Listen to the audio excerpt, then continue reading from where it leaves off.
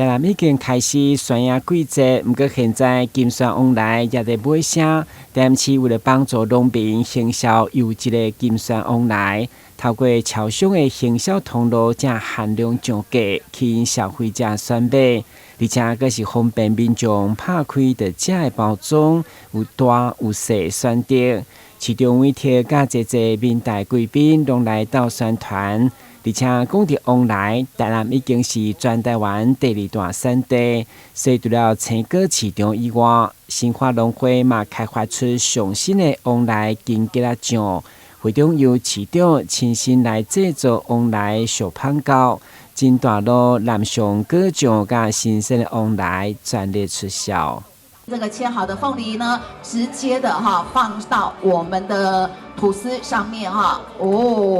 市长就是大气啊现代的上班族最方便、最新鲜、最好吃、最营养最可口。所以说，我觉得我们台南的金钻凤梨跟 Seven 合作是强强联手，然后带给最强的消费者、最优质的消费者。那此外，除了凤梨节切之外，我们还有西化农会的凤梨金桔果酱。这个部分不管是你要放在热水里面当做凤梨果茶，或者是放在吐司变成最棒的凤梨吐司，都是非常适合而且最好的、最天然的这个早餐。台南府会除了人手促销往来，同时嘛将对超商所卖台湾雕一并来宣传，推荐食火锅上赞。因为台湾雕伫台南的用食技术、面积甲产值拢是全国第一。现在不是火锅季节，但是台湾4季都吃火锅，所以在这个时候来试试看台湾雕的威力，又低卡，然后又有蛋白质，又不是红肉就是白肉，